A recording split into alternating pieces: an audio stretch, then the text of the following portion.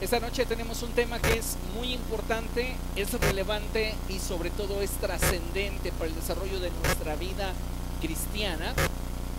Y le he puesto por título: Consolida tu obediencia. Diga conmigo: consolida tu obediencia. Dígale a la persona que tiene a su lado: consolida tu obediencia. Siendo honesto con usted mismo, ¿qué tan obediente a Dios es? No me responda. Simplemente usted evalúe en una escala del 1 al 10 qué tan obediente a Dios es. Miren lo que dice la palabra del Señor. Vamos a abrir la escritura, por favor, en Deuteronomio, capítulo 7. Deuteronomio, capítulo 7. Y vamos a darle lectura al verso 12. Y dice la palabra de nuestro Dios de la siguiente manera: si prestas atención a estas normas y las cumples y las obedeces, entonces el Señor tu Dios cumplirá el pacto que bajo juramento hizo con tus antepasados y te mostrará su amor fiel. Si algo podríamos extraer de este pasaje es que la bendición de Dios está condicionada a una cosa: nuestra obediencia.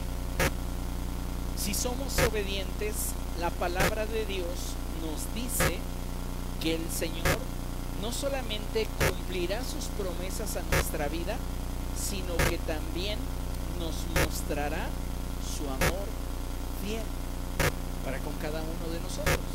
Y mire, algo que como hijos de Dios debemos de tener presente es que si algo Dios demanda de cada uno de nosotros es obediencia.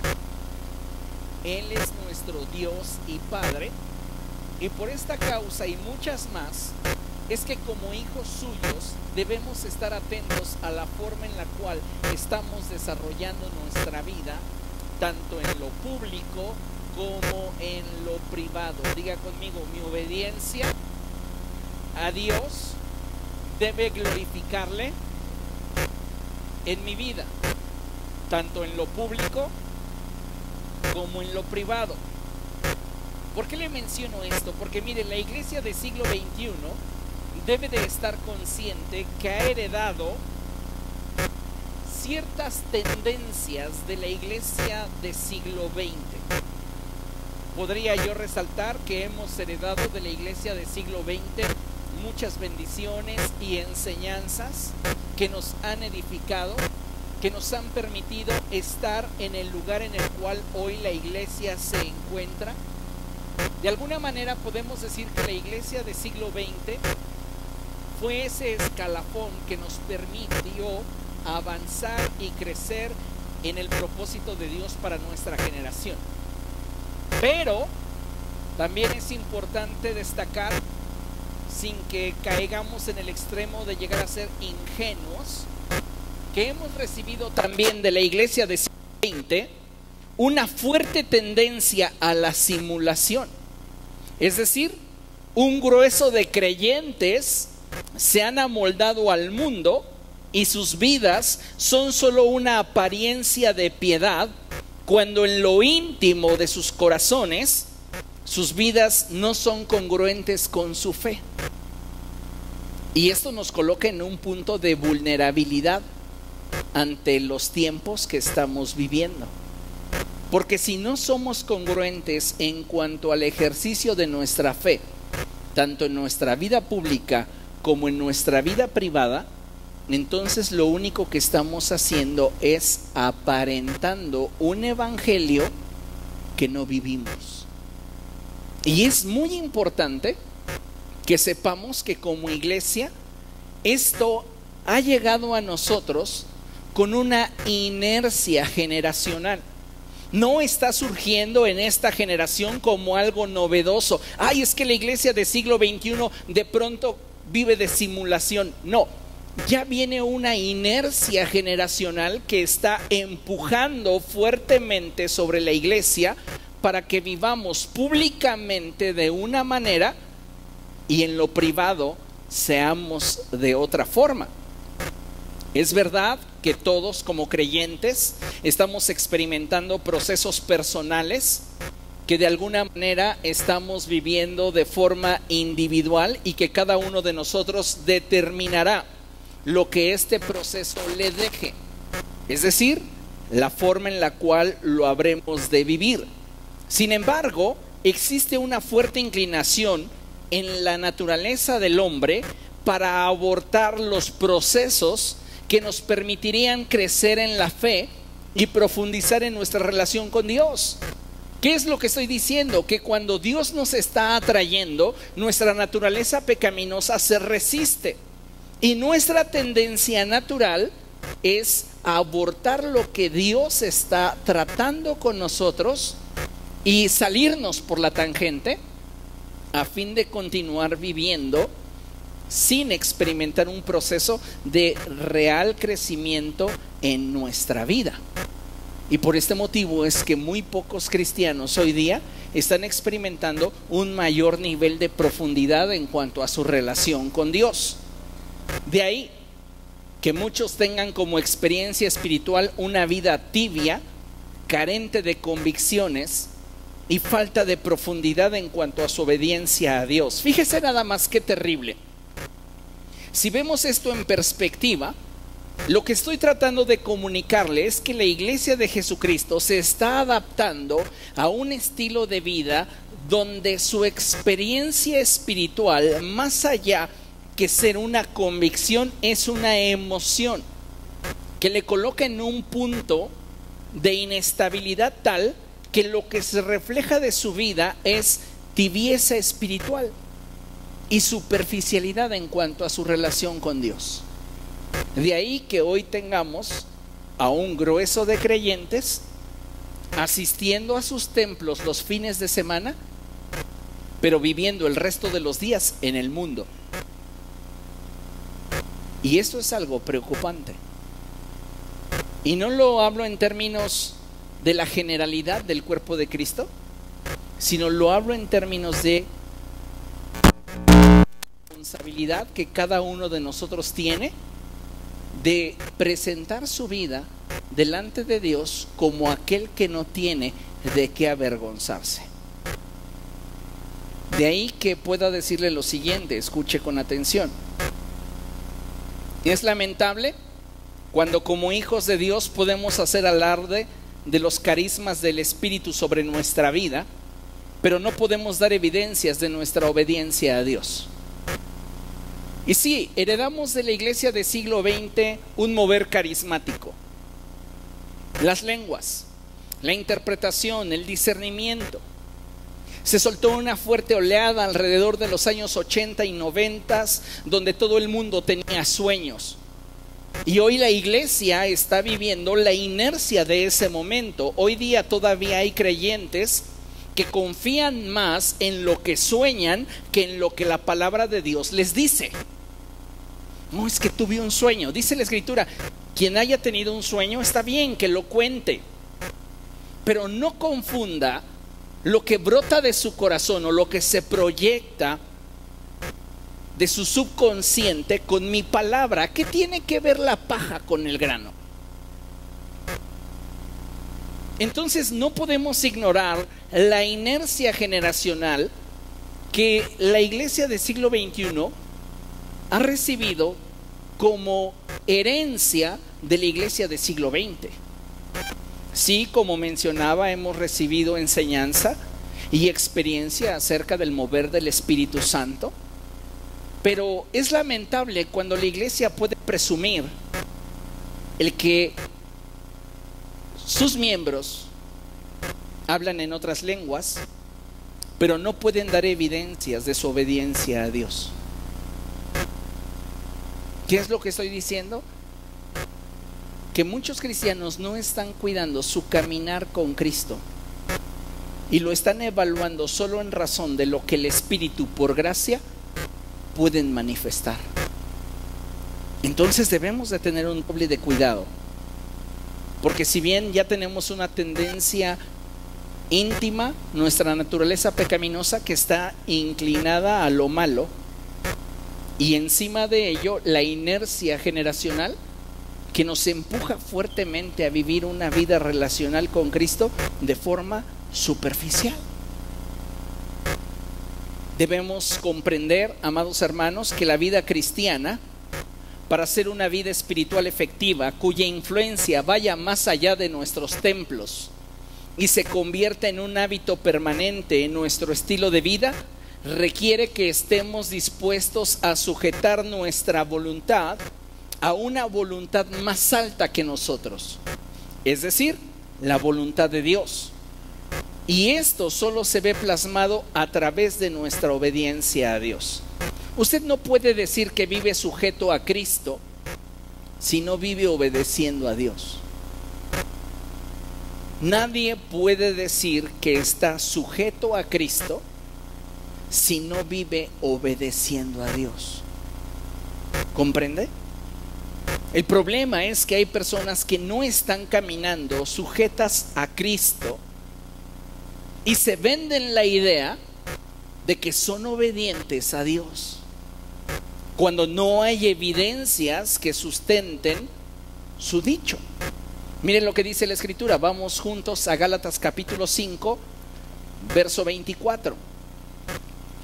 Este es un pasaje básico y muy conocido por todos respecto de lo que el cristiano debería hacer si lo que en realidad desea es profundizar en cuanto a su obediencia a Dios.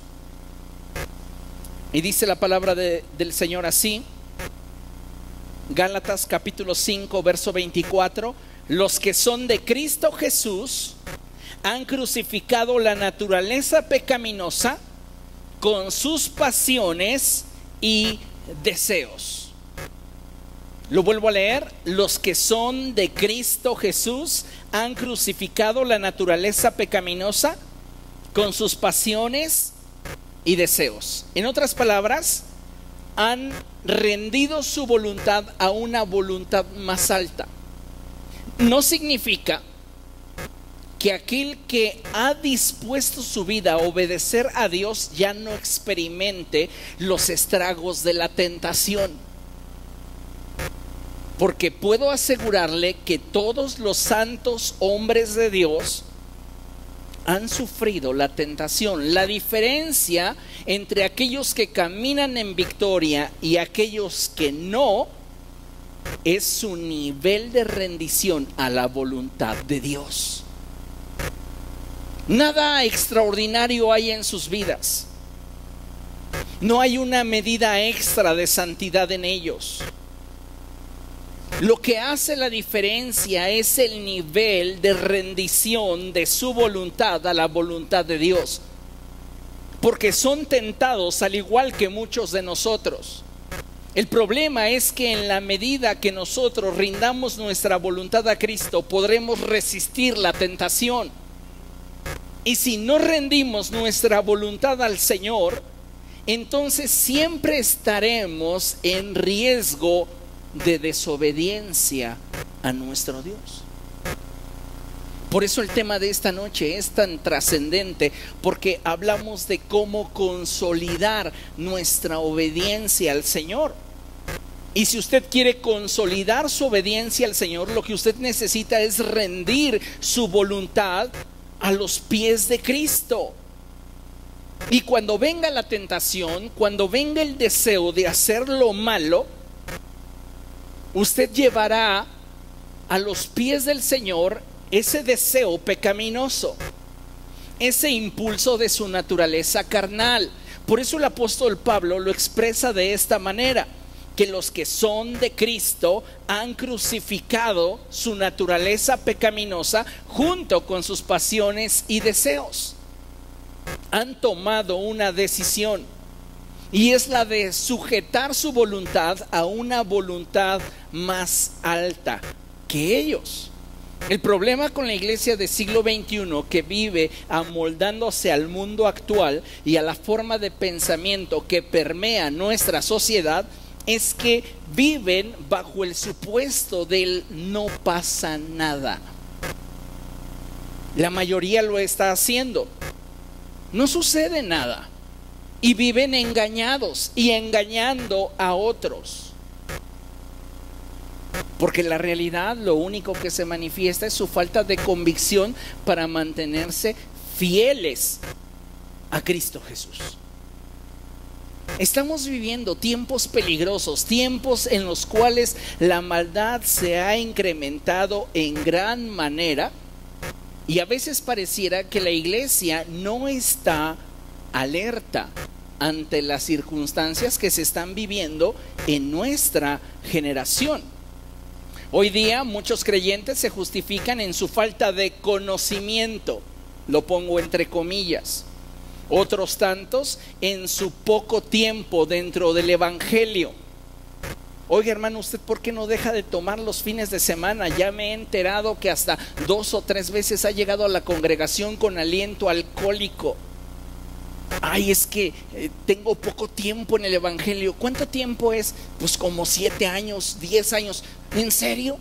¿Y eso te parece poco tiempo como para no ponerle un freno a tus impulsos pecaminosos? Oiga, hermano, me he dado cuenta que de repente cuando usted lo sacan de sus casillas, a usted se le salen 2 que 3 majaderías. Y no de las pequeñas, sino de las que se escuchan en las pulquerías o en los lugares donde no se glorifica a Dios. ¿Por qué? Es que tengo poco en el evangelio. ¿Cuánto tiempo tiene? 25 años. ¿Es poco realmente? Aunque usted llevara 3 meses en Cristo, si usted realmente está en Él, escuche esto, usted sería una nueva criatura. El problema es que nos hemos conformado y nos hemos amoldado a una forma de pensamiento que solapa el pecado en nosotros. En lugar de verlo como algo peligroso y dañino para nuestra alma, lo vemos como algo que es tolerable. Y cada uno de nosotros, como ya mencioné, está experimentando un proceso personal. Y lo cierto es que cada uno de nosotros determinará qué le enseña el proceso y qué te deja el proceso.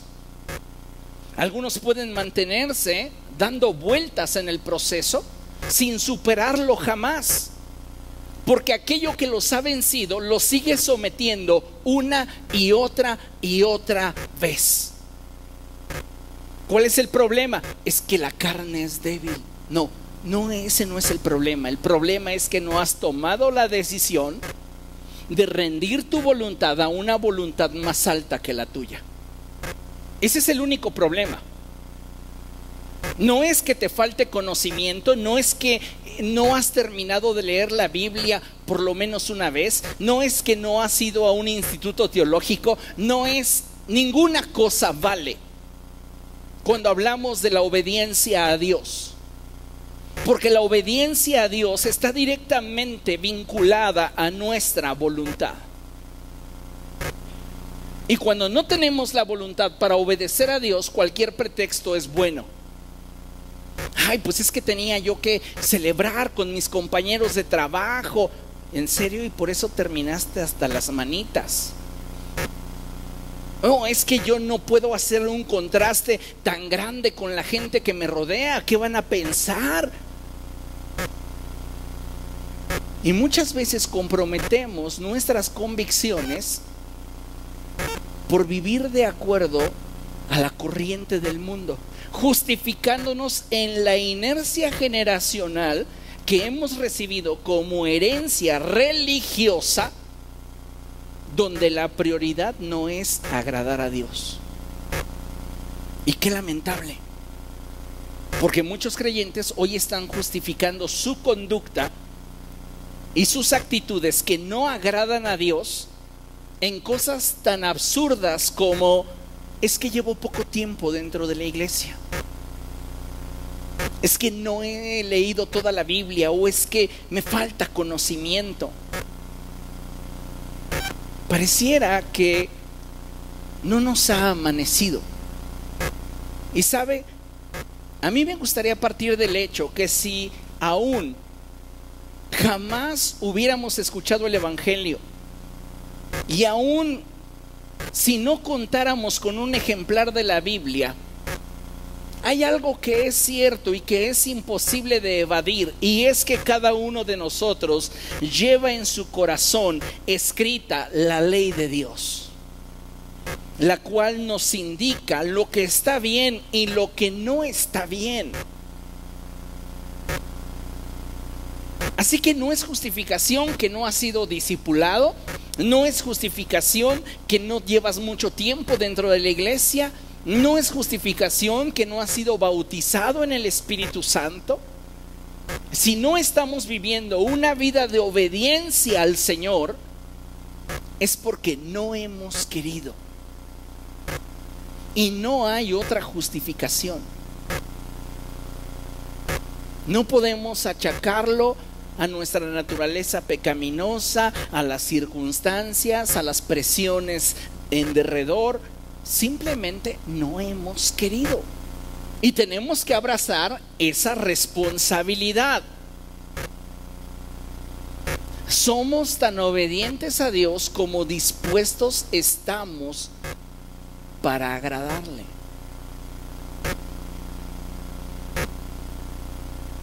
Considere lo que dice la Escritura en Romanos capítulo 2. Vamos allá, Romanos capítulo 2.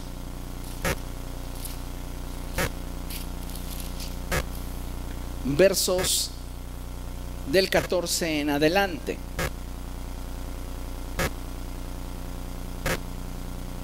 Y dice la palabra del Señor así: de hecho, cuando los gentiles que no tienen ley cumplen por naturaleza lo que la ley exige, ellos son ley para sí mismos, aunque no tengan la ley.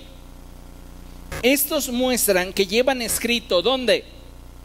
En el corazón, lo que la ley exige, como lo atestigua su conciencia, pues sus propios pensamientos algunas veces los acusan y otras veces los excusan.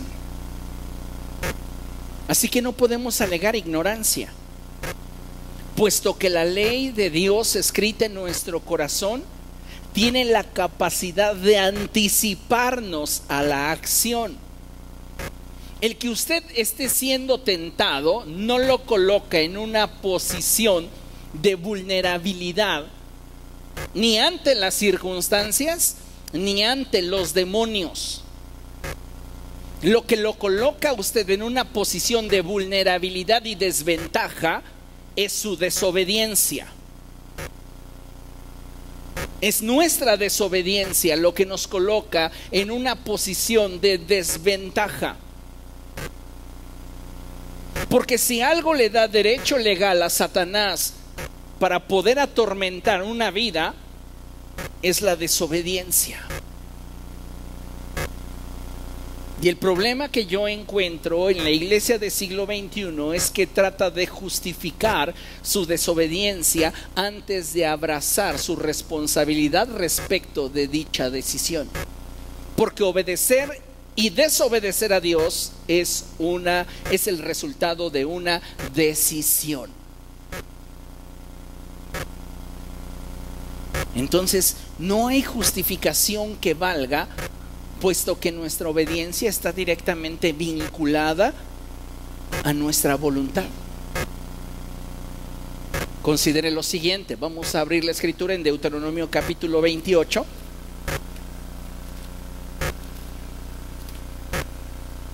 Deuteronomio capítulo 28, y vamos a darle lectura al verso 1 y 2. Mientras que usted lo encuentra, déjeme darle lectura a lo que tenemos proyectado en la pantalla. Y lo que tenemos proyectado en la pantalla dice de la siguiente manera: si realmente aspiramos a ser bendecidos por Dios, necesitamos renovar nuestra forma de pensar en cuanto al concepto que tenemos de obediencia.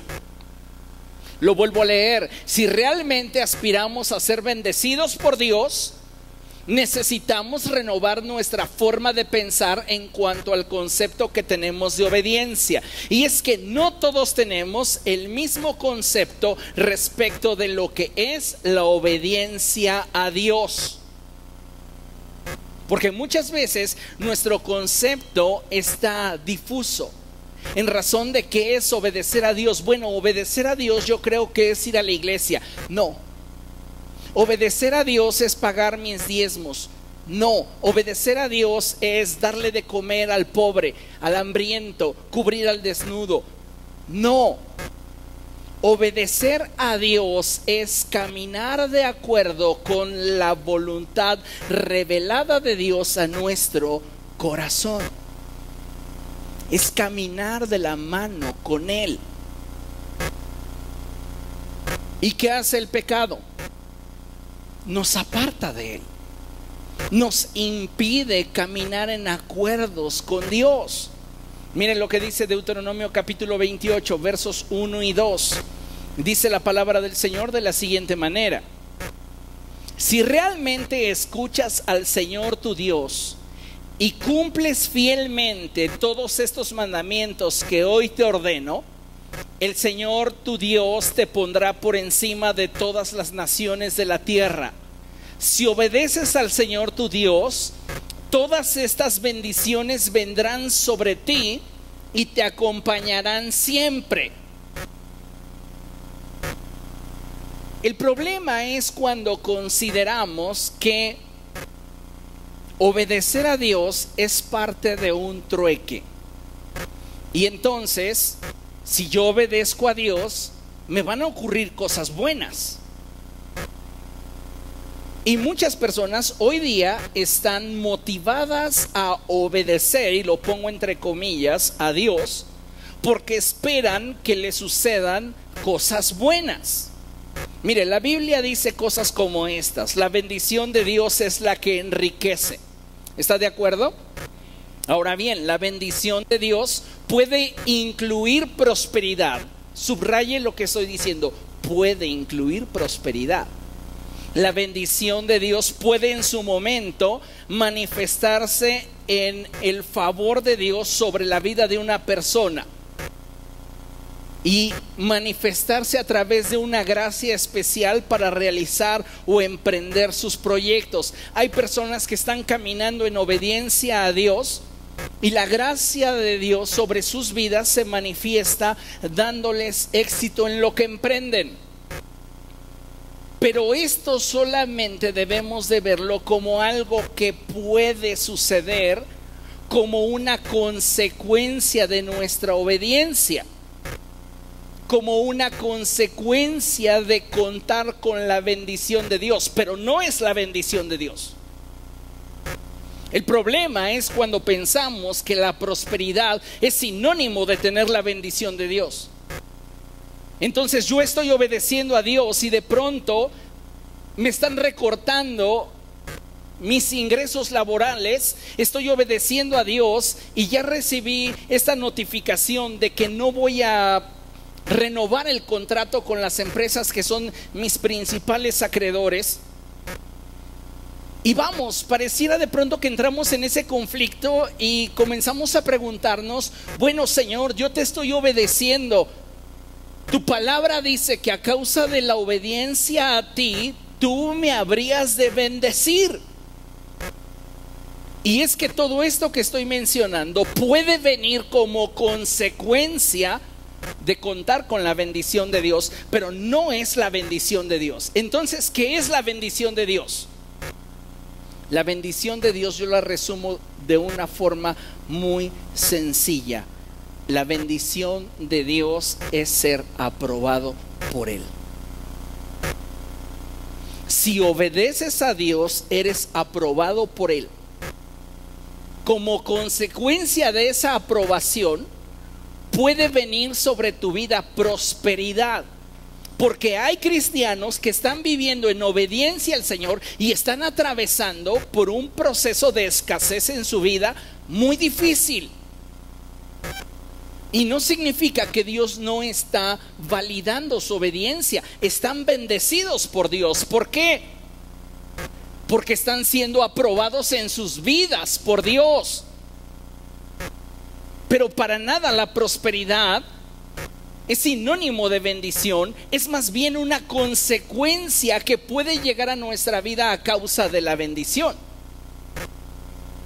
Cuando no lo entendemos de esta manera, es que comenzamos a ver las bendiciones de Dios a causa de la obediencia como el trueque perfecto.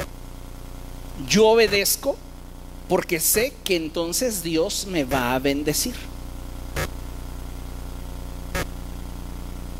Un claro ejemplo, el diezmo. ¿Por qué la gente no diezma? La realidad es porque no ha sujetado su voluntad a la voluntad de Dios. Porque hay personas que lo hacen, algunas lo hacen con una incorrecta motivación. ¿Por qué? Porque la Escritura dice: pruébenme en esto y verán si no yo derramo bendición hasta que sobre y abunde. Pues yo quiero que Dios me bendiga. Es que no voy a diezmar porque Dios bendiga mis finanzas. Voy a diezmar y voy a obedecer a Dios porque quiero su aprobación sobre mi vida. Porque en la riqueza o la escasez, lo que más vale en la vida de un hombre es la aprobación de Dios sobre su vida. Y eso es realmente la bendición. Yo puedo no tener un solo centavo en mis manos y estar bendecido por Dios. Porque la bendición de Dios no son finanzas. Yo puedo estar atravesando por enfermedad y estar bendecido por Dios. ¿Por qué? Porque la bendición de Dios es más que salud. El problema es que nos hemos enfocado en las consecuencias de la bendición de Dios y a eso le hemos llamado su bendición, cuando solamente es un efecto o es un resultado de su aprobación. La bendición de Dios es el ser aprobados por Él, y es lo que debería ocuparnos día con día, buscar ser aprobado por Dios. Escuche esto: el problema de la iglesia del siglo XXI y el por qué esta es voluble en cuanto a su obediencia a Dios radica en que sus ojos están enfocados en la consecuencia de la bendición que produce el ser obedientes al Señor, y no en la bendición propiamente, la cual es la aprobación de Dios a nuestra vida. Ese es el principal problema. Entonces la iglesia está buscando de alguna forma obedecer a Dios. En algunas cosas sí, en algunas cosas no. Por eso la obediencia de la iglesia del siglo XXI es tan voluble, porque no está realmente enfocada en buscar agradar a Dios. Aún selecciona en qué sí y en qué no, porque su nivel de compromiso no es absoluto, no es completo. El nivel de profundidad en la relación con Dios no ha ido a más. Vivimos en una superficialidad en la cual si me conviene lo hago, y si no me conviene no lo hago. Nos formamos criterios para determinar obedecer a Dios o no. Un claro ejemplo está en la parábola del buen samaritano. Había un hombre que había sido asaltado por unos ladrones, golpeado y maltratado. ¿Y qué sucedió? Pasó un sacerdote y se siguió de largo. Juzgó la circunstancia. Posiblemente él dijo en su mente: ¿se lo buscó? Después pasó un levita y de igual manera pasó de largo. Evaluó la circunstancia y dijo: ¿quién sabe en qué pasos anda este hombre? Yo no me involucro, yo no quiero problemas. Y después vino un hombre samaritano que no conoce la ley de Dios, pero como ya leímos, la ley de Dios escrita en su corazón le dictaba que hacer misericordia era bueno. Y este hombre tomó a aquel hombre herido, y usted conoce la historia. Somos tan ávidos para seleccionar de acuerdo a nuestro criterio en qué sí obedecemos a Dios y en qué no, cuando lo único que deberíamos hacer es obedecer y punto.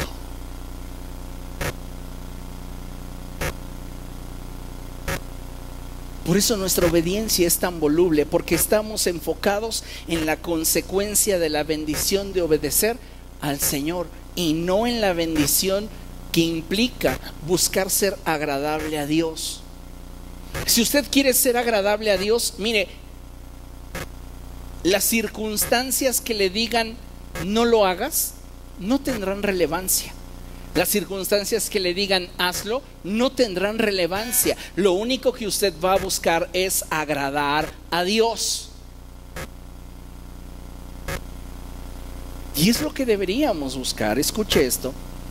Aún existen cristianos que obedecen a Dios por lo que Él les puede dar como recompensa. Otros obedecen a Dios para evitar el posible castigo. Lo cierto es que nuestra obediencia solo debería estar condicionada a una cosa: ser agradable a Él. ¿Por qué obedeces a Dios? Porque quiero agradarle. ¿Por qué no vives como vive el mundo? Porque quiero agradar a Dios. ¿Por qué no actúas como los demás? Porque quiero agradar a Dios. ¿Por qué no haces lo que la mayoría de la gente dentro de tu iglesia está haciendo? Porque quiero agradar a Dios. Ese es un asunto personal. Y cada uno de nosotros va a determinar el grado de compromiso que manifieste en el desarrollo de su relación con Él.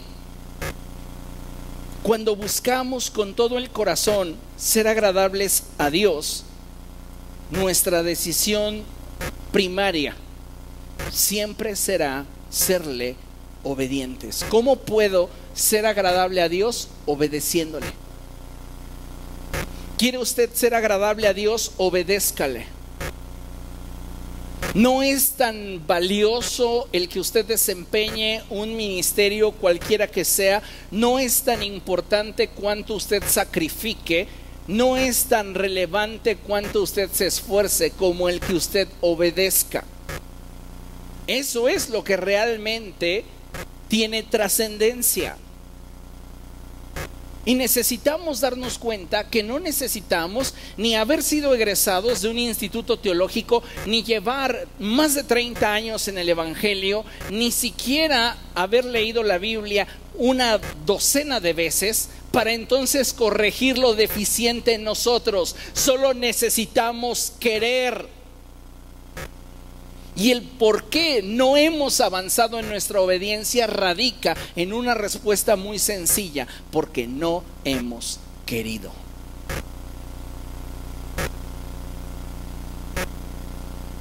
Considere lo siguiente: como hijos de Dios, debemos entender que la obediencia debida a nuestro Dios no es negociable y no debe estar condicionada a nada. Diga conmigo: mi obediencia a Dios no es negociable y no debe estar condicionada a nada. Si Dios está hablando a tu corazón y te está dando una instrucción, lo que Dios está esperando de ti es obediencia. Recuerde que lo hemos mencionado en muchas ocasiones, y la Biblia engloba un conjunto de expresiones que nos revelan la voluntad universal de Dios para la humanidad. Pero en el trato personal con el Espíritu Santo, Él traerá la revelación de mandamientos individuales para cada uno de nosotros. Y si no se lo pide al que está a tu lado, obedécelo tú. Es que ¿por qué Dios no nos lo pides a todos? ¿Por qué solo a mí? Un ejemplo: cierra tus redes sociales.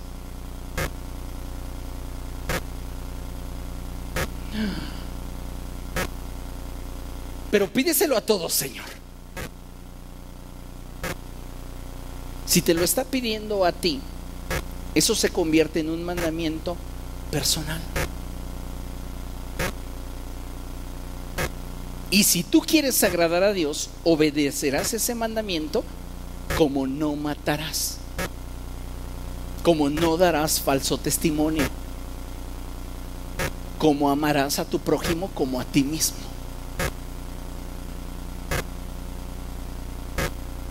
¿Comprende? Como hijos de Dios debemos entender que la obediencia debida a nuestro Dios no es negociable y no debe estar condicionada a ninguna cosa.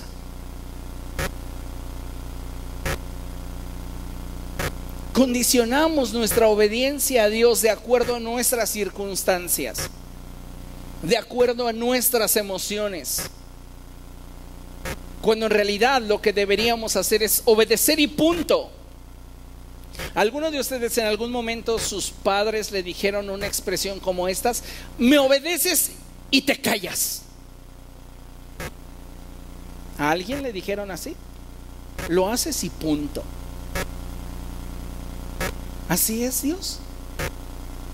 Y nosotros queremos rebatir y tratar de marearlo y salirnos por la tangente. Y Él te dice, esta es mi voluntad para ti y punto.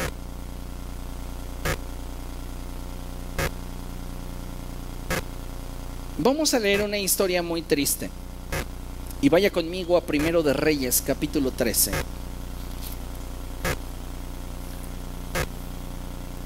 ¿Por qué digo que esta historia es triste? Porque esta historia gira en torno a lo que la Biblia describe como un hombre de Dios. Pero no un hombre de Dios cualquiera. Un hombre de Dios el cual tenía destino, pero debido a su desobediencia no alcanzó el propósito de Dios para su vida. Hablamos de un hombre con un calibre excepcional.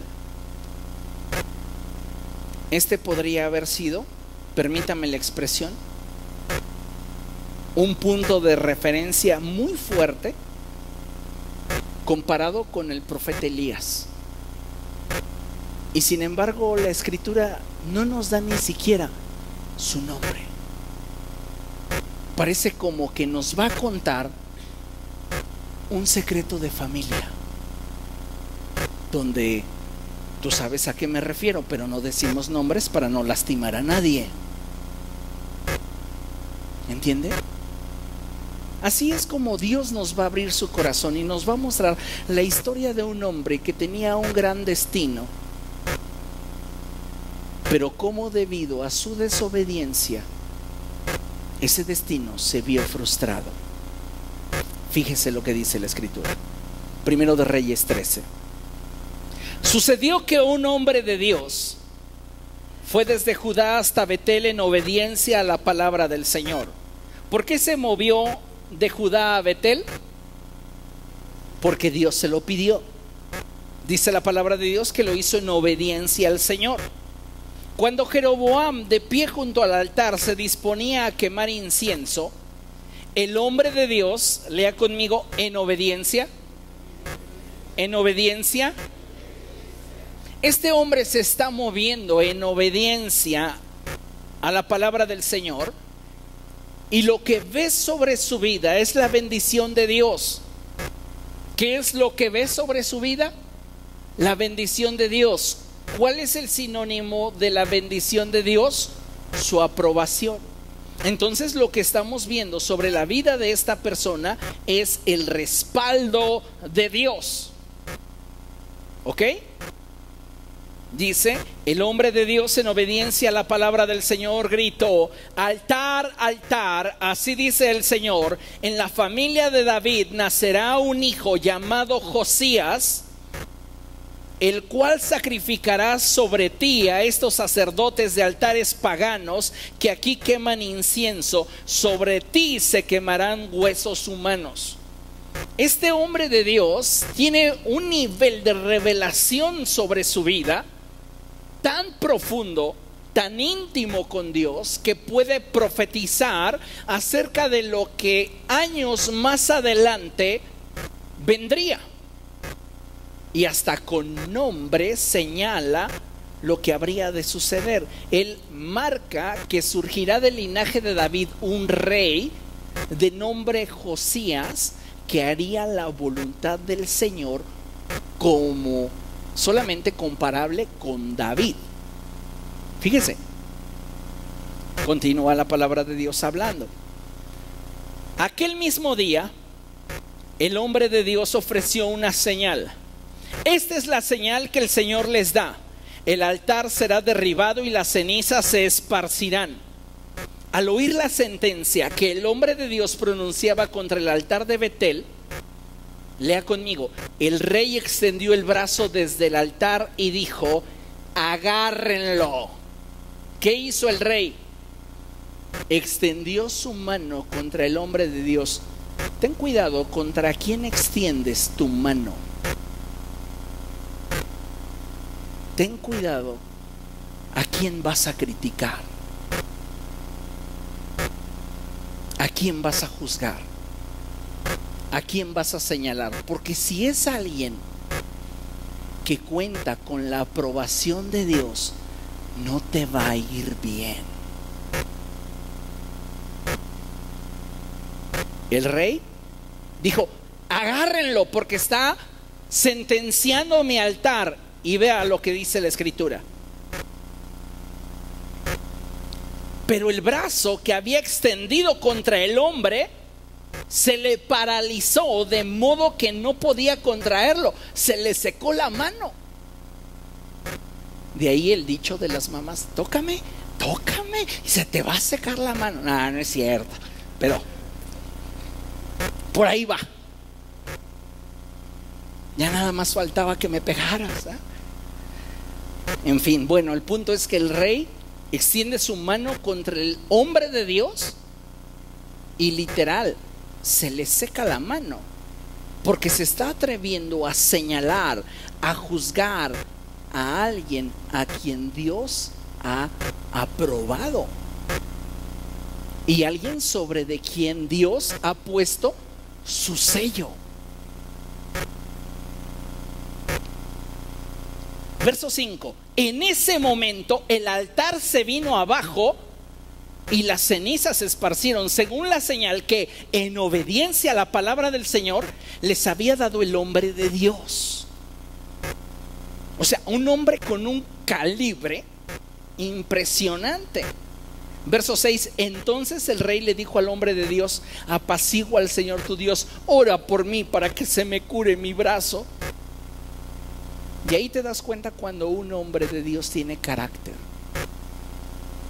porque también es misericordioso, porque también es humilde, porque también es sencillo. Muchas veces en el ministerio recibes ofensas, insultos, agravios, calumnias, y muchas veces lo que tienes que hacer es separar tu sentir personal para no involucrarlo con tu labor ministerial y seguir edificando el cuerpo. Y fue lo que este hombre hizo. Oró a Dios por él y dice la escritura que se le curó el brazo, quedándole como antes. Verso 7. Luego el rey le dijo al hombre de Dios: ven a mi casa conmigo y come algo. Además, quiero hacerte un regalo. Verso 8. Pero el hombre de Dios le respondió al rey: aunque usted me diera la mitad de sus posesiones, no iría a su casa. Aquí no comeré pan ni beberé agua, porque así, lea conmigo, me lo ordenó el Señor. ¿Se lo ordenó a todos los profetas? ¿Se lo estableció el Señor como un mandamiento? No. ¿A quién se lo indicó? Al hombre de Dios. Solo a él le dijo: vas a ir a confrontar a Jeroboam, vas a declarar esta sentencia en contra del altar, vas a revelar que en la descendencia de David surgirá un rey de nombre Josías, que cumplirá mi voluntad, y te vas a regresar por otro camino por el cual llegaste, y no quiero que comas allí nada ni bebas nada. Este mandamiento era para el hombre de Dios. porque así me lo ordenó el Señor, me dijo: no comas pan, ni bebas agua, ni regreses por el mismo camino.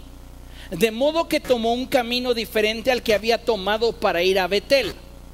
En ese tiempo vivía en Betel cierto profeta anciano. Sus hijos fueron a contarle todo lo que el hombre de Dios había hecho aquel día y lo que había dicho al rey. Su padre les preguntó: ¿por dónde se fue? Sus hijos le indicaron el camino que había tomado el hombre de Dios que había llegado de Judá, y el padre les ordenó: aparéjenme un asno para que lo monte. Cuando el asno estuvo listo, el profeta anciano lo montó y se fue tras el hombre de Dios. Lo encontró sentado debajo de una encina y le preguntó: ¿eres tú el hombre de Dios que vino de Judá? Sí, lo soy, respondió. Entonces el profeta le dijo: ven a comer a mi casa. Y el hombre de Dios le respondió: no puedo volver contigo ni acompañarte. Tampoco puedo comer pan ni beber agua contigo en este lugar, pues el Señor me ha dado esta orden: no comas pan ni bebas agua allí, ni regreses por el mismo camino. El anciano replicó y le dijo: también yo soy profeta como tú, y un ángel, obedeciendo a la palabra del Señor, me dijo: llévalo a tu casa para que coma pan y beba agua. Y la escritura enfatiza: así lo engañó. Dice la palabra de Dios que aún el mismo Satanás se disfraza como ángel de luz. Las motivaciones de este profeta anciano era probar el carácter de este joven profeta. Sus motivaciones era ver si realmente era un hombre que era digno del destino al cual Dios le había llamado, porque dentro de él estaba surgiendo un celo ministerial,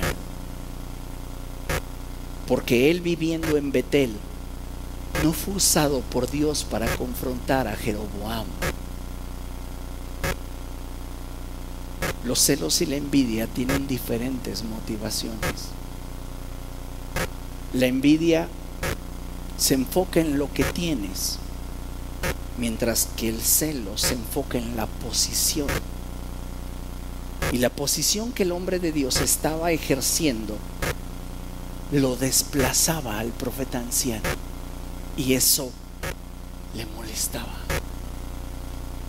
Entonces por eso se inventó el cuento de decirle: un ángel del Señor se apareció a mí y me dijo: llévalo a tu casa. Y este hombre, en lugar de preguntarle a Dios, en lugar de decir: es que Dios a mí no me lo ha dicho, y mi obediencia al Señor no es negociable y no está condicionada a nada, porque lo que Él ha hablado a mi corazón es lo que en realidad debe de ser ley para mí.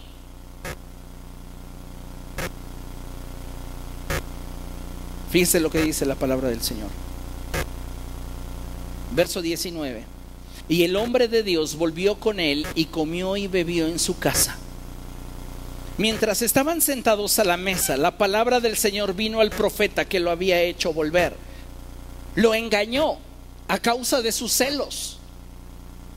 Pero ahora sí Dios le habla al profeta. Entonces el profeta le anunció al hombre de Dios que había llegado de Judá lo siguiente: así dice el Señor: has desafiado la palabra del Señor y no has cumplido la orden que el Señor tu Dios te dio. Has vuelto para comer pan y beber agua en el lugar donde Él te dijo que no lo hicieras. Por lo tanto, no será sepultado tu cuerpo en la tumba de tus antepasados. Cuando el hombre de Dios terminó de comer y beber, el profeta que lo había hecho volver le aparejó un asno. El hombre de Dios se puso en camino.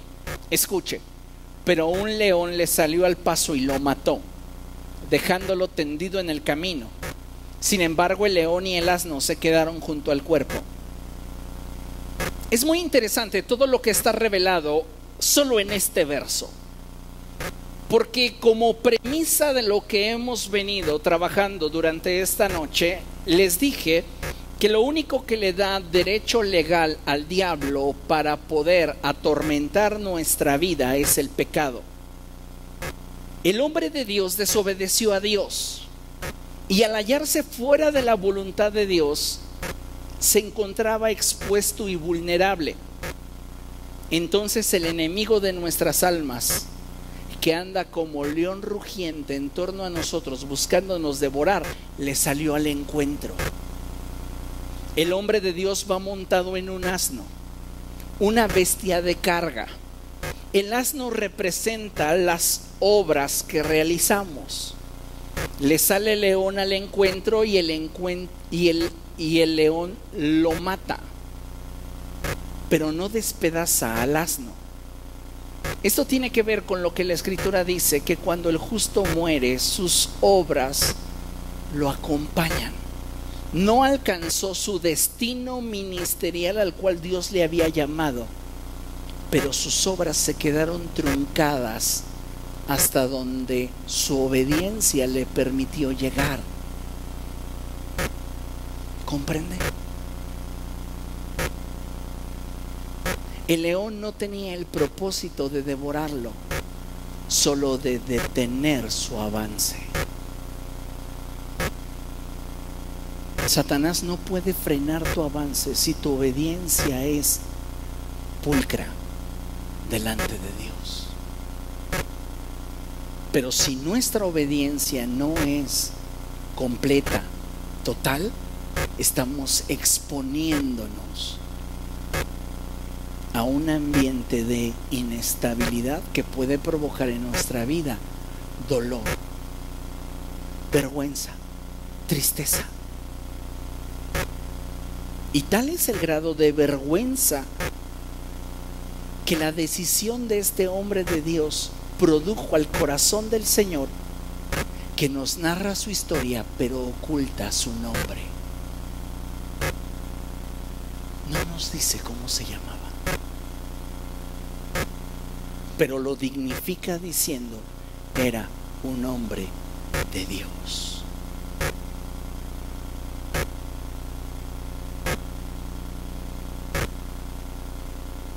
Cuando el rey lo señaló, se le secó la mano. Pero cuando él se salió de la voluntad de Dios, el león lo detuvo. Renovemos nuestra obediencia para con Dios. Y entendamos que necesitamos día con día reafirmar nuestro compromiso con Él para servirle con integridad, para ser realmente esa expresión de la vida cristiana efectiva que Él quiere mostrar al mundo. Mientras seamos cristianos tibios, cristianos de templo, no podremos ser luz en medio de nuestra generación. Recuerde que no se prende una lámpara y se esconde debajo de un cajón. Se coloca en lo alto de una repisa para que su luz alumbre a todos. Considerando esto, veamos lo que dice la Escritura y con esto finalizamos. En Romanos capítulo 16, versos del 19 al 20, dice la palabra del Señor así: es cierto que ustedes viven en obediencia, lo que es bien conocido de todos, y me alegra mucho. Pero quiero que sean sagaces para el bien e inocentes para el mal. Muy pronto el Dios de paz aplastará a Satanás bajo los pies de ustedes. Que la gracia de nuestro Señor Jesús sea con ustedes. En otras palabras, lo que el apóstol está diciendo es: me siento muy contento porque sé que cada uno de ustedes está viviendo en obediencia al Señor. Sé que esa obediencia les garantiza el contar con la aprobación de Dios. Y deben de saber que deben continuar en la misma convicción de buscar agradarle a Él en todo momento. Porque solo de esa forma Él pondrá al león bajo sus pies y les dará gracia y les dará la capacidad de prevalecer ante cualquier adversidad. Amén. Entonces, amados hermanos, consideremos día con día avanzar en nuestra obediencia al Señor y consolidarnos en ella. Consolida tu obediencia a Dios. Y si hay algo en tu vida que no está en orden y no te sientes con la capacidad, no te sientes con la fuerza, no te sientes con la voluntad para obedecer a Dios, trátalo en oración. Trátalo en oración. Dios, la verdad, sé que me estás pidiendo esto, pero no quiero. Trátalo en oración. Y no desistas hasta que Él mude tu corazón. Porque la prioridad de cada uno de nosotros debe ser agradarlo. Y si hay algo en nuestra vida que no está agradándole, tenemos que abrazar la responsabilidad de saber que no son las circunstancias, no son las situaciones, no es nuestra debilidad, es simplemente que no hemos querido sujetar nuestra voluntad a una voluntad más alta que la nuestra. Y esa es la voluntad de Dios. Amén. Póngase de pie, vamos a orar.